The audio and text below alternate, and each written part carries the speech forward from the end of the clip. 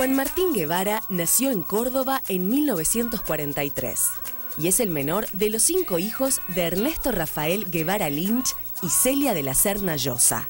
Junto con su familia, Juan Martín vivió la transformación de su hermano mayor Ernesto en una de las figuras más emblemáticas de la historia, el Che Guevara, cuyo rostro recorrería el mundo y las épocas en cada consigna de lucha, libertad y resistencia. Sin embargo, ante el ícono que reproducen millones de banderas, remeras, tatuajes y que ha sido tomado por el arte, la moda y la publicidad, Juan Martín brinda un testimonio familiar para que el mito no devore al hombre que fue su hermano. Quizás porque es acaso el mejor modo para conocerlo, ante Juan Martín es imposible contener una pregunta. ¿Cómo es ser hermano del Che? Señoras y señores, con nosotros, Juan Martín Guevara.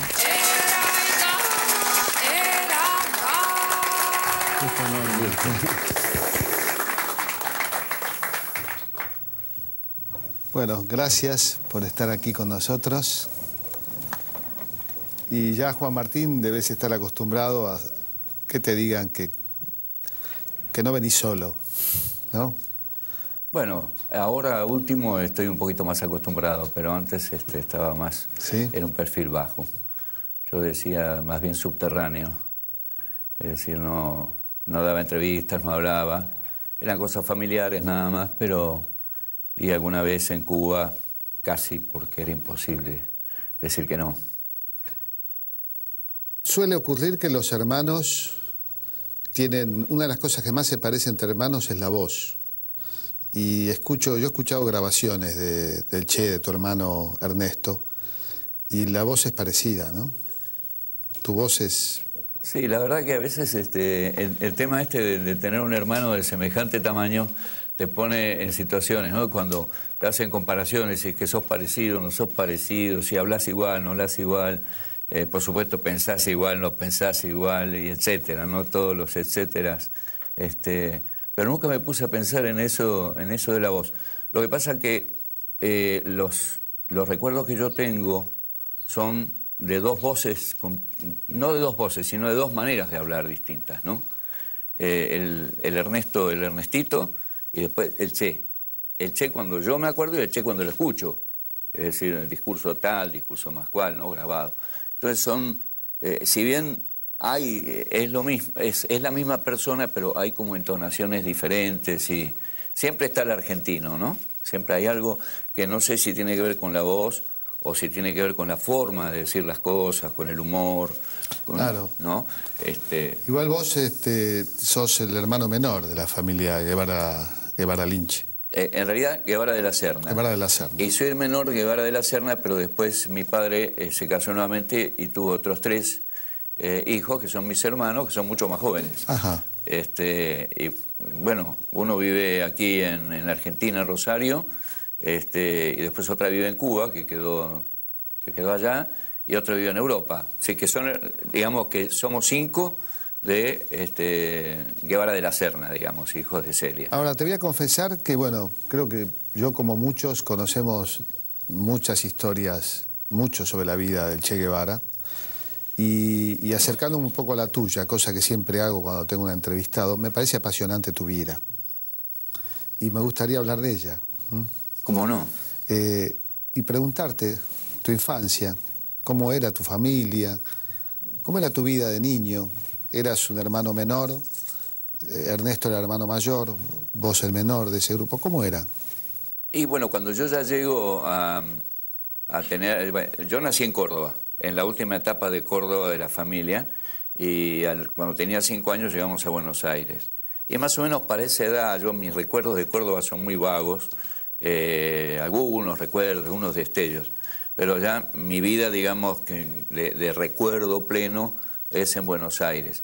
Y ya en ese momento, con la diferencia de edad, mis hermanos empiezan a moverse en la universidad, o están de novios, o hacen un viaje, o ya después ya se casan. Entonces, es como la familia tiene una forma diferente a la que yo escucho que cuentan de cuando eran los 4 más de edades más cercanas, porque yo tengo 15 años de diferencia con Ernesto y 10 con Ana María, que es la cuarta, digamos, ¿no? Si Ernesto es el mayor, después Celia, Roberto, Ana María, y después vengo yo 10 años después. Entonces esa gran diferencia hace que yo, digamos, era el hermanito menor, pero no era algo diferente, digamos, salía con uno, salía con otro, andaba solo, pero no estaba tan integrado, me imagino yo, por lo que escucho, por lo que sé, por lo que hablamos a veces con ellos, de esos 4 mucho más juntos, ¿no? O sea, con una diferencia muy chiquita de edad entre uno y otro. Así que lo mío fue llegar, bueno, Buenos Aires, la calle. Yo soy el único que no me recibí de nada, no era profesional, todos los demás han sido uno médico, 2 arquitectas, el otro abogado, y yo me dediqué a la calle y al mundo, digamos, no al mundo de los libros. Los libros en realidad sí leyéndolos, pero nada de esto así académico. ¿Tu familia no era una familia? Disculpame, ¿no? Porque estoy hablando justamente con un ministro de... No, pero y la yo diciendo cultura... estas barbaridades. Pero bueno, No, era estás así. perdonado. Yo la verdad que tengo el dedo cortado, tengo el dedo corto, digamos. Yo tampoco tengo título universitario, yo tengo un nivel terciario de cine. Hice 3 carreras universitarias y las abandoné las 3 y también por razones políticas, la última de ellas. Así que no te preocupes. Bueno. No es una falta de respeto. Hubo un par de escritores famosos que dijeron, bueno, interrumpí mis estudios para ir al colegio. Esto me escucha Silioni, me mata.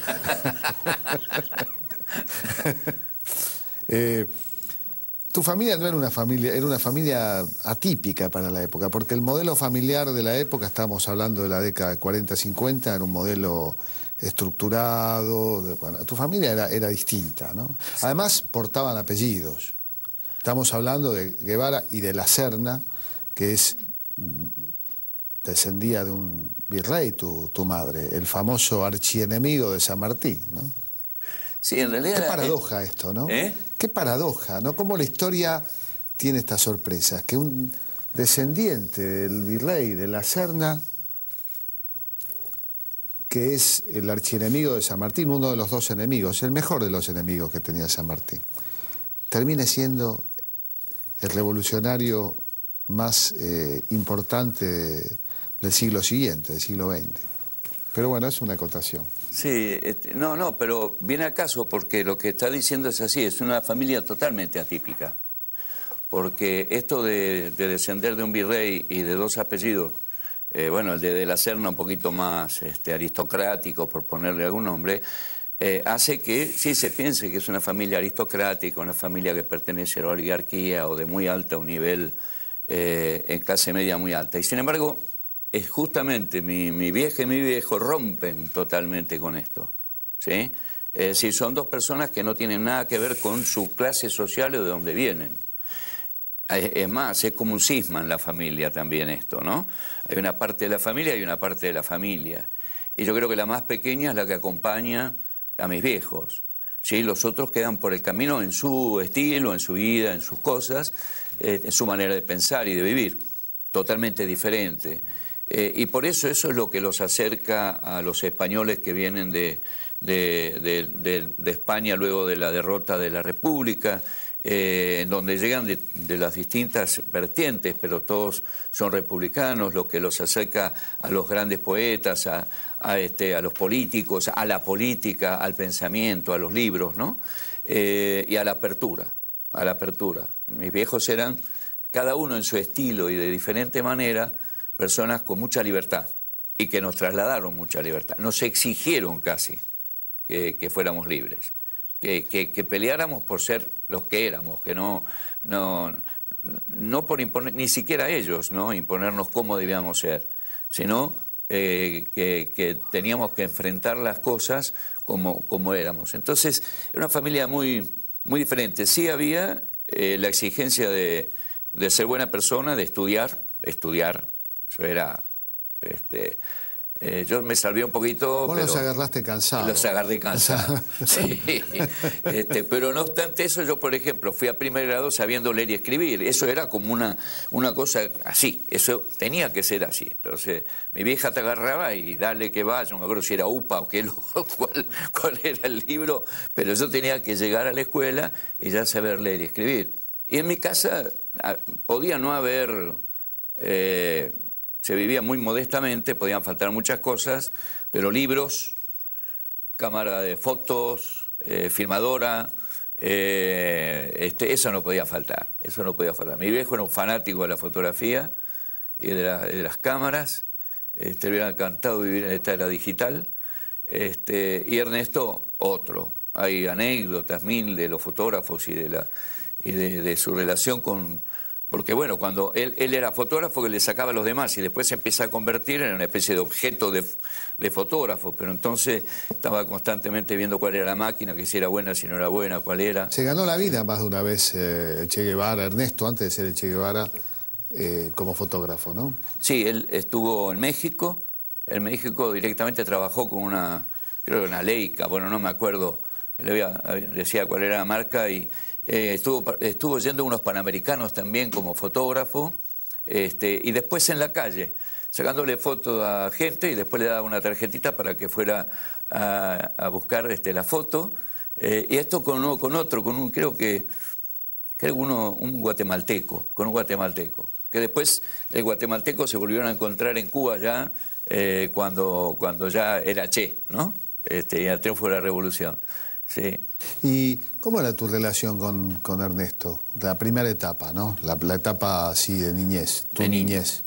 Y era el pibe, ¿no? Que le llevaba el mate, que lo acompañaba a ver fútbol si es que iba, el que era quizás el hermano entre los dos, los preferidos, digamos, ¿no? Me imagino que con mi hermano mayor debía haber cierta competitividad por la cercanía de edad. Conmigo no podía haber competencia ninguna. A él le molestaría a lo mejor tener que agarrarme la mano y llevarme a un lado o no, pero aparentemente no le molestaba porque andaba medio como chinchorro con él. En la etapa de Buenos Aires, primero fue Altagracia. Cuando hablamos de Córdoba vos te perdiste la etapa misionera, digamos. Bueno, la etapa misionera se las perdieron casi todos. Casi todos, porque tenía 2 años Ernesto cuando ya llegan para Buenos Aires, en donde nace Celia y Roberto. Y después de que nace Roberto, muy enseguida es que salen para Altagracia. Aclaramos, la etapa misionera la podés contar vos. Tu padre era bastante aventurero, era de probar, de buscar fortuna, esa idea de la salvación económica con ideas bastante locas, porque la explotación de la hierba es un negocio que no es loco, pero era una época compleja para abrir un negocio en Misiones siendo porteño como era, ¿no? Sí, yo creo, bueno, un poco también hay un proceso en la vida del viejo que más o menos marca cómo era él. Yo no creo que él tuviera en la cabeza una cosa de empresa para hacer dinero. Él buscaba lo que decías, cosas diferentes. Y surgía la aventura en las cosas diferentes. ¿Sí? Siempre estaba pensando en algo distinto, en algo que a veces no se cumplía, ¿sí? Pero él iba para eso. Entonces, hay una foto de mis viejos recién casados, están perfectos. Así uno los mira y dice, ¿qué hacían estos dos metidos en la selva misionera? Sí, yo he estado en Caraguataí ahora, que Caraguataí es ese puertito en donde estaba al borde del río Paraná, estaba la casa donde estaba. Y primero que puerto nunca existió, no había puerto, era la selva y el río, y eso le llamaban Puerto Caraguataí. Y arriba estaba la casa. Y hoy día es selva. ¿Cómo sería? ¿Cómo sería en el 28? Porque el camino que hicieron luego para poder llegar a la ruta, me imagino que sería muchísimo peor. La manera de salir de ahí casi era por río exclusivamente. Y hay una anécdota que cuentan ahí una gente de ahí, de unos amigos de aquella época, que mi viejo era muy supersticioso. Pero una superstición. Mi viejo era un tipo de una inteligencia maravillosa. Era además un poeta, un dibujante, un pintor, un soñador. Renacentista el espíritu, ¿no? Era tipo fuera de serie, ¿no?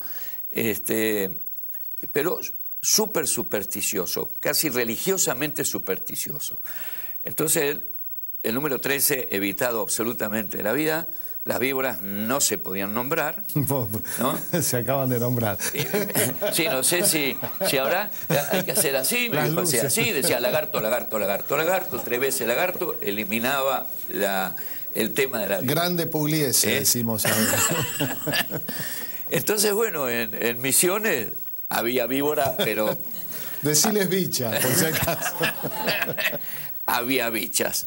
Pero resulta que había una bicha, culebra, ¿sí? que se llama ñancanina.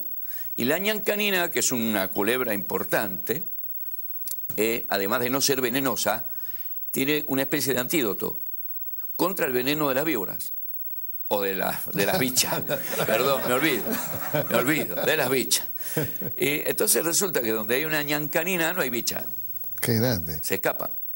Mi vieja había descubierto a través de una de las personas que estaba ahí que había una ñancanina dando vuelta y le daba de comer, la alimentaba, la tenía para que no se fuera. Además estaba cuidando a Ernestito, es decir, que cuidándose ellos de Ernestito. Y esta pobre ñancanina un día se manda a la casa, era una casa de 4 aguas, y entonces tenía tirantes, y se enrosca en un tirante y estaba de acá, balanceándose. Y el viejo de pronto se despierta y ve, y mete la mano en la mesa de luz, saca un revólver y le tira la mano. Y la vieja gritaba que no era una ñancanina. Y entonces, y después contaban eso. Imagínate eso de 2 personas que venían de Buenos Aires, claro. Casa de la calle Mansilla, qué sé yo, metidos en el medio. Hay fotos de la casa esa, es realmente... Y el Che nace, en realidad, en el intento de llegar a Buenos Aires para... Por eso, bueno, en el próximo bloque seguimos hablando de todas estas historias que tienen que ver tanto con la historia de los argentinos y de los latinoamericanos y del mundo, ¿no?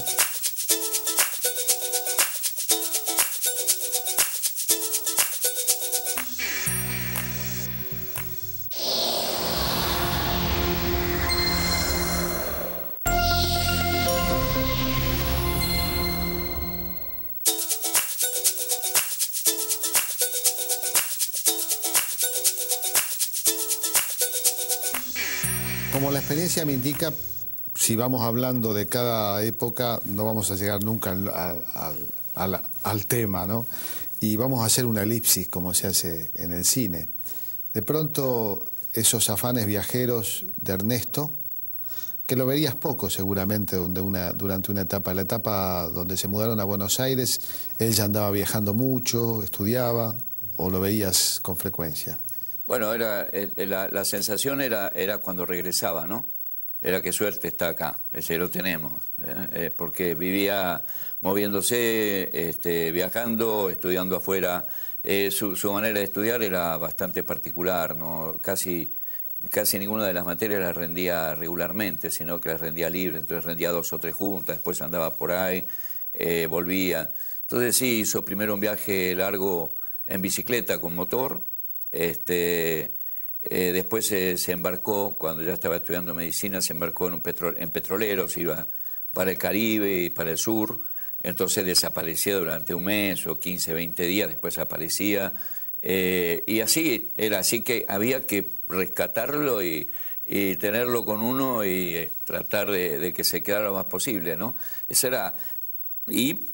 Lo mío era siempre eso de como te digo, ¿no? La otra vez le estaba contando yo a alguien que había una mujer que trabajaba en casa que se llamaba Sabina. Éramos los 2 privilegiados que podíamos tener con el padre, los que le llevábamos mate, los que estábamos más alrededor de él, ¿no?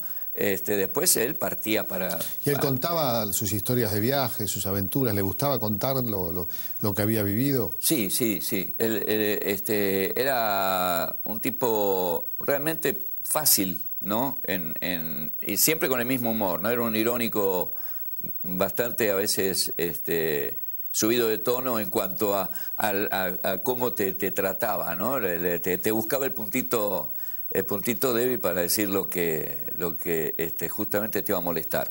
Entonces era un tipo en ese sentido molesto, digamos, ¿no? Siempre estaba dando vuelta, pero contaba mucho sus anécdotas y sus vivencias, y a medida que iba pasando el tiempo iba cambiando, ¿no? Iba cambiando el tono, las cosas, la forma. Las ideas. Las ideas. Siempre era un lector, o sea, mi vieja, él y mi hermana Celia eran locomotoras leyendo, era leer. Él tenía además la costumbre de anotar, o anotaba aparte o anotaba en el mismo libro, ¿no?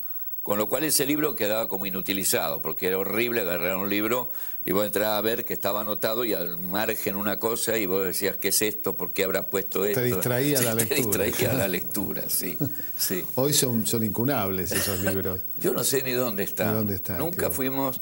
Primero, en aquella época, ¿quién va a pensar, no, que este hermano iba a ser un ícono? Hablaste de tu papá. De ese padre entrañable, ¿no? Una persona... Era muy cariñoso tu papá. Sí, el viejo era cariñoso, yo digo que era mucho más interesante para afuera que para familia, ¿no? Pero era cariñoso. Pero como era una persona que siempre andaba despistado en algo así, medio que no se te escapaba como papá, ¿no? Y la vieja no era cariñosa, o era menos cariñosa, pero era, la madre, ¿no? La vieja. Eran dos... Pensás que acá hay dos elementos que están en el Che, ¿no? Porque esta cosa de la aventura, de la búsqueda, y de pronto la rigurosidad, son dos elementos que en Ernesto aparecieron, sin duda, ¿no? Sí, yo creo, incluso yo digo que los dos, tanto mi vieja como mi viejo, nos exigían a nosotros que fuéramos buenos, los mejores tal vez, si podíamos, que pusiéramos lo mejor para ser los mejores. Mi viejo de cualquier manera, como fuera, con trampa, sin trampa, pero había que ser el mejor. Mi vieja no, tenía que ser con todas las de la ley, con la honradez, con la transparencia, ¿no? Pero los dos era así la cosa, incluso era esto de que me pasó algo, ir a llorarle. No, mi hijo, arréglese, nada. Es decir, tenían dos maneras distintas, pero al final, y yo creo que sí, que la mejor combinación quedó ahí. Fíjense ustedes que hoy una madre o un padre, como uno, típico, le dice al hijo, cuidado al cruzar la calle. A Ernesto le decían, cuidado al cruzar la cordillera, digamos. Pero hay un elemento, porque uno dice el temor. Los padres siempre temen por los hijos. Pero yo imagino que lo que más temor no les producía no eran ni los viajes, ni el riesgo, era la falta de aire, Ernesto, el asma. Sí, eso ya no era un temor, era una pesadilla. Una pesadilla, sí. Además, los ataques eran realmente, te ponían mal, porque además te daba toda la impotencia de no poder hacer nada, ¿no? Es decir, bueno, en aquella época había un aparatito... Inhaladores. Bueno, como ahora, pero mucho más precarios. Claro, más precarios, no era ese puff de ahora. Después me acuerdo que la gente no entendía nada, porque había unos famosos cigarrillos que eran antiasma. Entonces fumaba, entonces la gente decía como un asmático fumando, además chico, porque desde jovencito, de chico. ¿Pero eran cigarrillos que se aspiraba el humo? Claro, se aspiraba el humo porque eran broncodilatadores, o sea, tenían adentro. Menta. Sí, no sé, algo parecido al líquido, pero que era en hebras y al quemar eran broncodilatadores. Entonces era increíble, pero la gente decía cómo puede ser un chico y además asmático fumando. O sea, no me acuerdo cómo se llamaban los cigarrillos, pero eran bastante famosos en esa época. Entonces unos ataques fuertísimos. Mi recuerdo de él era, bueno, tenía una posición muy particular, ¿no? Los asmáticos, hay más asmáticos en la familia, entonces... ¿Hay más? Sí.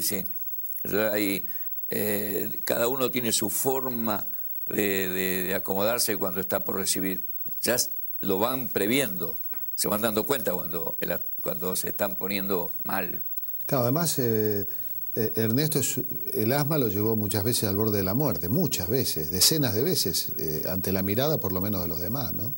Sí, yo no sé si, digamos, claro, al borde de la muerte además en el sentido de que estando él en campaña, en una guerra, ser asmático y tener semejante ataque de asma es francamente exponerse el doble, ¿no? Es decir, no tener todas las aptitudes físicas disponibles, me imagino porque cuentan algunos de los compañeros de él en los distintos lugares en donde estuvieron, en Sierra Maestra, en otro lugar, que esos ataques eran realmente una dificultad muy grande para él.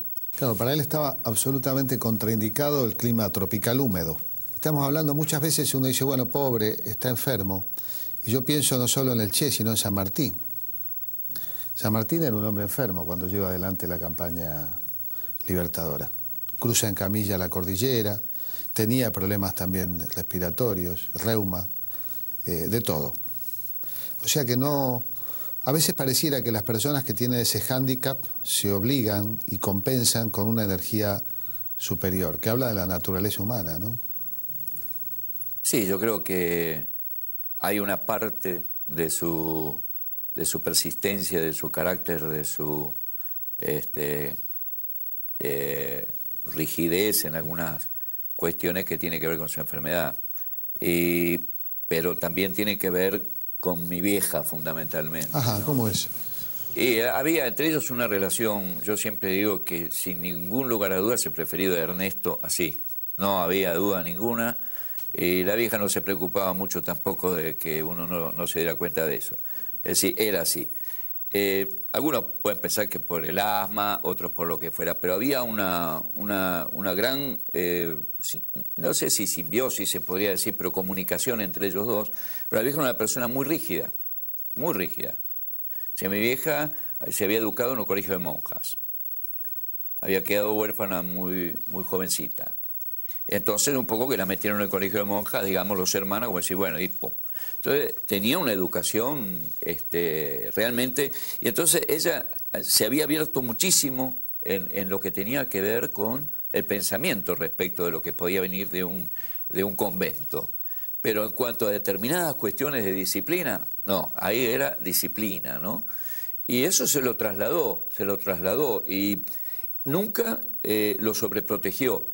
Esto fue así, esto era claro así, que nunca fue un sobreprotegido, siempre a hacer lo que los demás.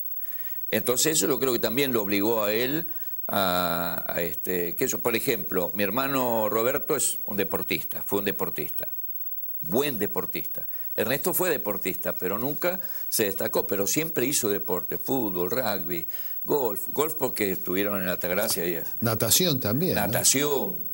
Natación. Cruzó el Amazonas, tengo entendido. Entonces, digamos que él hacía esfuerzos por encima de sus limitaciones físicas. Y yo creo que parte de eso viene de esa... El viejo era mucho más decir, no, cuídate. La vieja no, adelante. Tu madre también era, por un lado, esa formación religiosa, pero por otro lado era una mujer moderna, manejaba autos en una época que no era común. Tengo entendido, tuvo actitudes incluso de rebeldía con la iglesia. Era directamente anticlerical, para decirlo, sí, no. Se ve que su paso por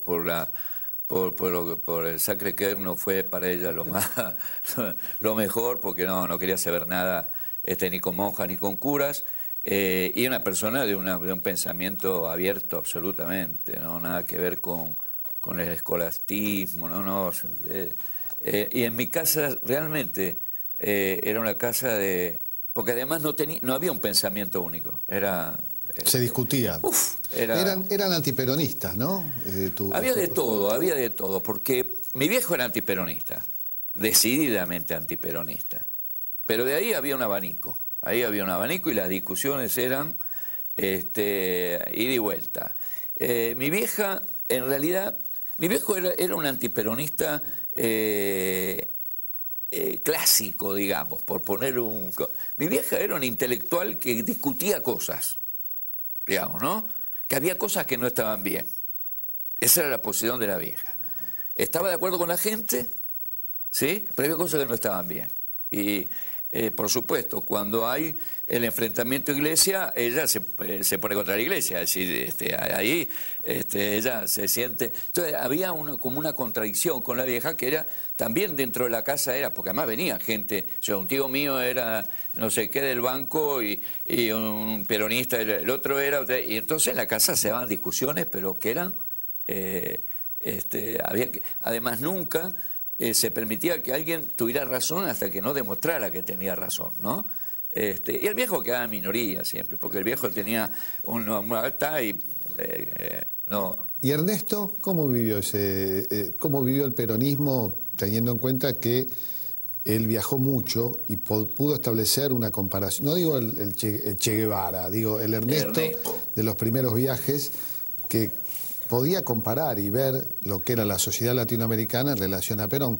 Tengo entendido que hasta se llegó a sentir un poco orgulloso de la Argentina de Perón cuando veía, por ejemplo, la realidad social de otros países de América Latina. ¿Es cierto eso? En las cartas que van y vienen esto se va viendo, es decir, va viendo esta diferencia de otros lugares, de otros países en las clases, en los obreros o en los campesinos, en las clases pobres, los marginales, y él va haciendo como una especie de comparación, ¿sí?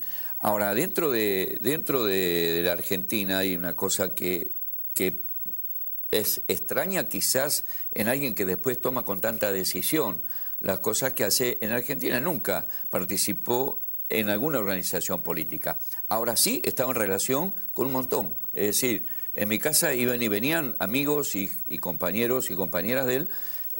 Incluso hay una muy conocida, Tita Infante, muy conocida porque hubo mucha carta ida y vuelta, que era del Partido Comunista, y discutían muchísimo. Él decía cosas que no tenían nada que ver con el Partido Comunista, había gente peronista y entonces discutía sobre el peronismo. O sea, en mi casa además había libros de política, bueno, qué sé yo, libros.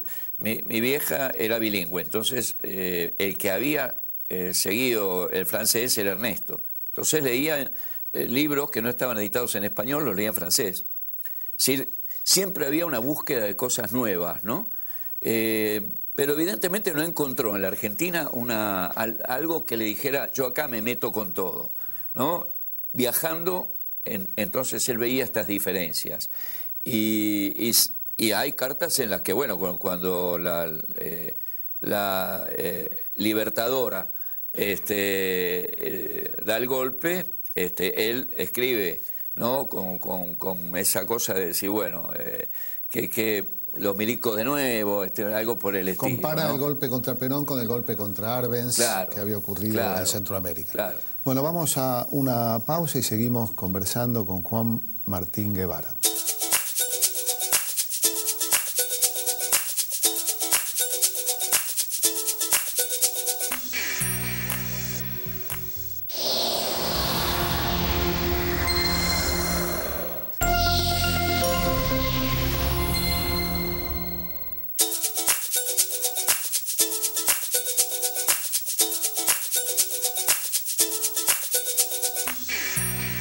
Sabés, Juan Martín, que siempre nos visitan alumnos, estudiantes, bueno, de distintas instituciones. Están hoy del MUNAP, Movimiento Universitario Nacional y Popular, Escuela Municipal de 3 de Febrero, Instituto Terciario Tamaba, Taller de Teatro de María Julia Moreno, Taller de Cine Fraternidad del Sur, Taller de Periodismo Fraternidad del Sur, Casa del Bicentenario de la Villa 21, y Vientos del Sur de la Villa 21-24 y de la UES, Unidad Estudiantil de Sociales de la Universidad de Buenos Aires, que los veo con una remera identificatoria, ¿no? Bueno, tantas cosas para preguntarte, pero te decía que tu vida me resulta sorprendente, ¿no? Porque la revolución de la cual participa Ernesto, ya transformado en Che Guevara, toda esa gesta, la Sierra Maestra, el triunfo de la revolución, ¿cómo vivieron ustedes todo eso? ¿Tenían noticias? Qué conmoción para una familia, ¿no? Bueno, digamos que las cartas que él escribía mucho. Y en este periodo en el que se ve que es siempre, ¿no?, que no tenía un mango, entonces se las rebuscaba para ir a un consulado y mandar 3 o 4 cartas juntas que ya las tenía escritas. Entonces llegaba fecha, distintas fechas, 3 cartas. Y a veces eran para distintos, en general a la vieja, ¿no? En general así. Pero lo que se iba viendo era, a medida que pasaba el tiempo, que ya llegó a Guatemala, ya en Guatemala cambia totalmente el tono de las cartas. Ya las cartas son muy políticas y muy dirigidas, hasta que de pronto empiezan como a nada. Era como volvió a ser turista. Entonces se ve que ese momento es cuando él realmente empieza a meterse con la gente del movimiento 26 de julio, ya estaba la cosa en Guatemala mal hasta que se produce el golpe. Ya cuando se produce el golpe, él manda cartas aclarando que él estaba metido dentro de lo que era el gobierno de Arbenz. Era un frente que había en el gobierno de Arbenz, creo que era coronel, bueno, era militar. Había un frente de distintos partidos políticos. Y él había participado y además había propuesto defender ese gobierno en el momento en que ya se producía la invasión de Castillo Armas. De ahí él se mete en la embajada argentina. La embajada argentina, la posibilidad era que lo deportaran para Argentina. Él no sé de qué manera sale y se va a México. Ya ahí en Guatemala había conocido a un cubano, a Nico López. Este cubano, Nico López, que pertenece al 26 de julio, le presenta a Raúl Castro le presenta a Fidel. Ya ahí las cartas cambian de nuevo, hasta que de pronto, de nuevo silencio, ¿no? O carta igual que silencio. O sea, las cartas, bueno, que Hildita, que Hilda, que se había casado, tuvo una hija, y entonces hablaba de Hildita y hablaba de su participación como médico, del hospital no sé qué, y nada más. Hasta que cae preso. Entonces salen los diarios. Entonces ahí, bueno, ahí nos enteramos que ya la cosa estaba, digamos... ¿El dónde cae preso? En México. En México. Sí, que ahí ya era, cae todo el grupo. Hay una redada contra el movimiento 26 de julio. Exactamente, entonces cae todo el grupo, Fidel entre ellos, y bueno, ya ahí aparece, entonces hay un médico argentino. Además, porque él, no sé por qué razón, él manda una carta diciendo que él tenía un carné o algo que estudiaba ruso. Bueno, pum, comunista. Hay un médico argentino comunista. Entonces era como que él era el tipo peligroso metido ahí adentro, ¿no? Fidel no, Fidel era... Entonces incluso salen todos, menos dos, entre ellos Ernesto y otro. Ya después, cuando él se decide ir, deja una carta, que la carta nos llega a nosotros cuando ya él salió.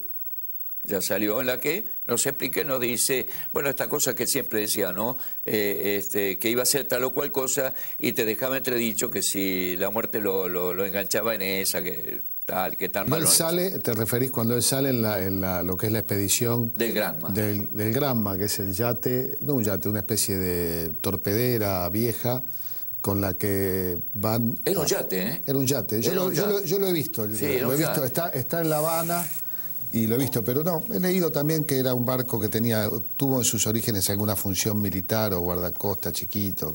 Pero era un yate, si uno lo ve es un yate. Sí, y además para meter 80 personas. Y el asma. Sí. En ese viaje. Y además salieron con mar gruesa, entonces, además de eso, como ninguno era marinero, estaban todos mareados, mal. Cuando llegaron, estaban pidiendo por favor bajarse la cáscara de nuez esa. Además era un viaje que podía tardar 10 días y medio, una cosa así, tardaron como 3 días. Pero eso nos vinimos a enterar después, es decir, él manda una carta diciendo, me voy a la guerra, o a la qué sé yo qué. La carta esa llega, pero también llega la noticia de que él murió. Sí, en el diario salen que fueron todos abatidos y que el dirigente Fidel Castro y que había un argentino, todos muertos. A nosotros nos llega la noticia de que no es así a través de alguien que para mí era desconocido, recién ahí yo lo conozco, que es Nicolás Guillén. Viene a casa, mi casa era una casa muy modesta, yo diría que hasta peor que modesta, dejada, ¿viste? O sea, mi viejo era un tipo que no se preocupaba de nada. Entonces, bueno, había la mesa del comedor, eran banquitos sin respaldo. Entonces la lucha era el que estaba contra la pared porque ahí tenías respaldo, o sea que era mandarse rápido ahí. Y resulta que viene este hombre y le dan el asiento preferencial. La pared. Debe ser, pero importantísimo. Una muralla le dieron. De Nicolás Guillén. Por eso. Ahí llego a conocer quién es. Y él trae esa famosa carta que dice, tenía 7, gasté 2, me quedan 5, TT. ¿Sí? Que lo que quería decir es que lo habían herido, pero que estaba bien. Claro, de las 7 vidas había gastado 2. Había gastado 2, le quedaban 5. Y TT era el apodo que le había puesto Era el apodo de chiquitito como para que nadie pudiera saber que estaba firmando de él. Chupete viene TT, ¿no? Debe ser de Chupete. Sí, creo que he leído que viene de cuando pedía sí. el Chupete. Debe ser eso. Entonces ahí nos llega la noticia que vive. Después fue muy esporádico. Massetti que hace una entrevista, después un periodista norteamericano, Matthews, que le hace una entrevista, y van siendo pantallados. Eso ya es parte de una vida a la que todos podemos acceder y que se ha escrito mucho, ¿no? Pero por eso voy a la pregunta de, ustedes cuando toman el poder, tengo entendido que viaja la familia a verlo. Cuando estamos hablando, el desembarco del Granma es en el 56. Sí, fin del 56, diciembre del 56. Y la toma el 1 de enero, si no me equivoco, del 59 es cuando Fidel Castro y todo el movimiento 26 de julio toma el poder en La Habana. El 1 de enero se va Batista. Se va Batista. Y ahí hay una... Y ustedes llegan por esa época. El 8 de enero. Desembarcan la familia. El 8 de enero Esto es increíble, ¿no? Llega la familia a... ¿Y qué dijo Ernesto? Ahí hay como... por ahí la gente mucho no conoce de lo que fue Cuba antes, ¿no? Batista fue un sanguinario represor, 20.000 muertos en un país de 6 millones, con una cantidad enorme de torturados y muchísimos exiliados. Era realmente una dictadura feroz. Entonces, estos exiliados, que eran algunos del 26 de julio y de otras organizaciones antibatistianas, ya desde el mismo momento que Batista se va y toma el poder, en ese momento Fidel no era, el presidente fue Urrutia, lo nombran a Urrutia, que era un juez, un tipo muy conocido, digamos, y fletan un avión para recorrer en Latinoamérica y recoger exiliados. Entonces Camilo Cienfuegos, que era un comandante, al que había nombrado comandante Ernesto, mi hermano, siendo Che, entonces, pero era uno de los tipos que tenía una relación más picante, más íntima, más de amigo, más de compinche, decide hacerle un regalo y que vayamos nosotros en el avión. Pero no le dice nada porque él dice que si le dice algo va a decir que no, que de ninguna manera, que eso es para los exiliados, que no es para la familia. Entonces no le dice nada, pero nos manda todas las coordenadas para que nos vayamos en el avión. Entonces cuando llegamos el 8, él le avisa a su compañero y le dice, mira, ahí está tu familia llegando al aeropuerto, anda a verlos. Entonces, bueno, es el famoso encuentro de la vieja con él, ¿no? Que hay una foto que es una foto única, ¿no? Maravillosa. Tantas preguntas, pero vamos a darle prioridad. Tenemos una pregunta al público. ¿Qué tal? Soy Claudio del Movimiento Universitario Nacional y Popular. En parte un poco nombraste recién sobre la pregunta que iba a hacer, pero en realidad venía a preguntar un poco sobre esa relación quizás un poco más intensa que existía entre el Che Guevara y Camilo Cienfuegos. Bueno, en su segundo matrimonio él le pone a su hijo Camilo, y quería saber qué podrías contarnos vos sobre esa relación que tuviste la oportunidad de conocerlo a Camilo y qué se puede contar de esas cosas que no se pueden leer en los libros quizás. Bueno, yo tuve la satisfacción y qué sé yo, una serie de cosas, no sé cómo explicártelo, de emociones, de conocer a Camilo, de haber estado con él, más de una oportunidad. Y era un tipo realmente fuera de serie, y además era fuera de serie esa relación, porque vos imaginate, 15 años tenía yo me acordaba de Ernestito, jodas de todo tipo, como dos hermanos, ¿viste? Diciendo barbaridades, el juego de manos, y me encuentro con que no podía, porque era el comandante, y entonces yo como delante del comandante voy a andar, entonces era quedarme tranquilo, y cuando venía Camilo era como si fuéramos él y yo, ¿entendés? Camilo era uno más, se olvidaba de que era comandante, se sacaba el sombrero ese que tenía, y empezaban a decir barbaridad entre ellos dos, cosa que ninguno, ¿entendés? Entonces era realmente algo completamente distinto. Se ve que tenían una amistad que iba más allá o junto con los peligros, los riesgos y las cosas que habían pasado. Entonces realmente, incluso tengo una foto por ahí, hay un hotel que estaba recién construido, se llamaba Habana Hilton, después fue Habana Libre. Entonces ese hotel lo habían tomado un poco como el lugar, el cuartel, ¿no?, de los barbudos. Se llamaban los barbudos, eran 26 más más otro, eran toda una mezcla. Entonces ejército nada, todos tenían cualquier uniforme, armas de distinto tipo, pero entonces ese lobby, esa planta baja del hotel, era una cosa increíble porque había todavía turistas Yo lo vi a Errol Flynn ahí. Entonces, había turistas que estaban ahí y al mismo tiempo barbudos durmiendo por acá, tirados arriba del otro, ametralladoras puestas arriba de cualquier lugar. Entonces, un día llega ahí Camilo y entonces vamos a la cafetería y llega con su escolta. Entonces se sientan todos y empiezan a aparecer la Thompson, esto, el otro, fierros por todos lados y después una tacita de café. Y entonces ahí metido en medio estaba el viejo y nosotros en familia. Entonces realmente, te diría, una de las pérdidas más grandes que fue la de octubre cuando se pierde el avión, y allá en Cuba se conmemora, se le llama Camilo Che, Jornada Camilo Che, algo por el estilo, en octubre. Que es como los dos amigos que murieron en octubre, ¿no? Bien, otra pregunta. Hola, mi nombre es Leandro Lerana, vengo del taller de teatro de María Julia Moreno y mi pregunta para usted era ¿qué se siente el haber tenido un hermano que luchó por una revolución? Bueno, hay dos aspectos. Uno es que no dejas nunca de tener un hermano, es de acordarte de tus cosas de hermano. Y la otra que no hay de ninguna manera, digamos, se te escapa el tamaño, la enorme trascendencia como personaje, como político, como filósofo, como luchador, como revolucionario, etcétera, ¿no?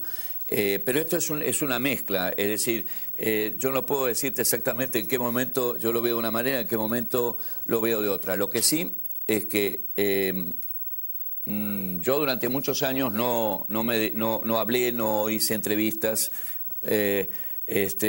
como en esta situación o respondiendo preguntas, pero no por una cuestión, digamos, de que hayamos decidido no hablar, sino una cuestión de decir, bueno, no era lo nuestro. Pero nunca me pesó ni nos pesó el hecho de ser hermanos de, como sí le ha pasado por ahí a otros políticos que tienen algunos hermanos que no les ha gustado nada que sus hermanos se metieran en política. Para nosotros no, era un orgullo. A veces era un problema.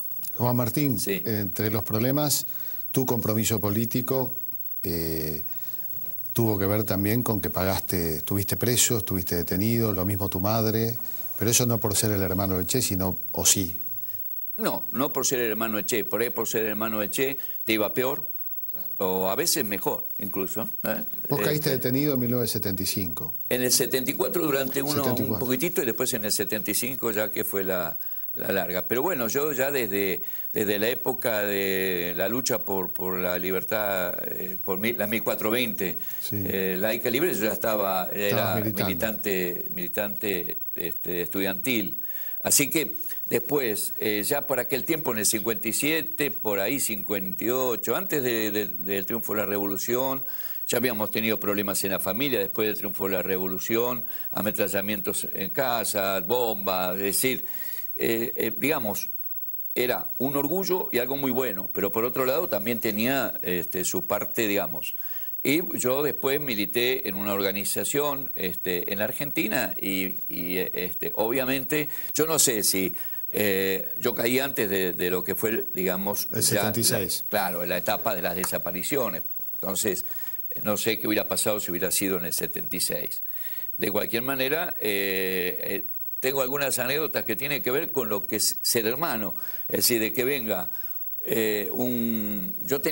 me venían a ver un poco como el bicho raro, digamos, ¿no? Esa ¿Vos es te referís a los milicos? A los milicos, sí. Entonces, de pronto, ¡pum!, se abría la puerta y aparecía un milico vestido con ropa de combate, sin pistola, por supuesto.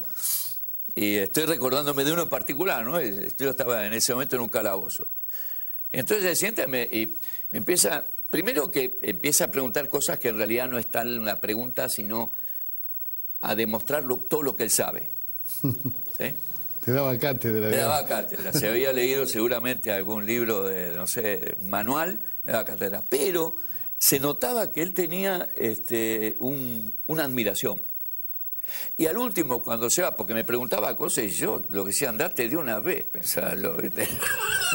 Imagínate, estábamos por el 77, por ahí, ya habían sacado gente de la cárcel, ley de fuga, decía, salí, andate de una vez. Y entonces en la despedida, Me dice, la verdad, qué gran tipo tu hermano, lástima que se fue para la zurda, me dice el tipo, y se las toma. Y yo, viste, digo, cuando se va, un alivio, pero por eso digo que había como esta cosa, ¿no? Es mi enemigo, ¿sí? El tipo estaba demostrando que era el enemigo, pero había en el fondo una admiración. Había otros que no, eran enemigos en todo el plano de la cosa, ¿no?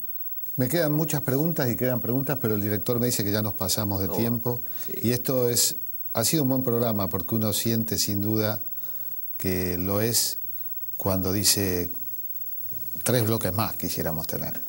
Gracias, ¿eh? No, Te aplaudimos a vos y a tu hermano. Bueno, a usted.